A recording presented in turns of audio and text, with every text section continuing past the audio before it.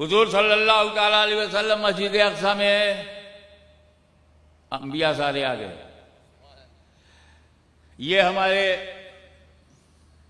शकील मदनी, सुहेल मदनी ने दौड़ धूप करके प्रचार करके, इनके भाइयों ने, इनकी फैमिली ने अपने वालिद गरामी की सरपरस्ती में कारी साहब की बड़ा प्रचार किया, इश्तिहार किया, प्रोपेगेशन में रहे, आपको तारीख बताया, आपको जगह बताया, आपको मेरा आना बताया, तब आप यहां आए।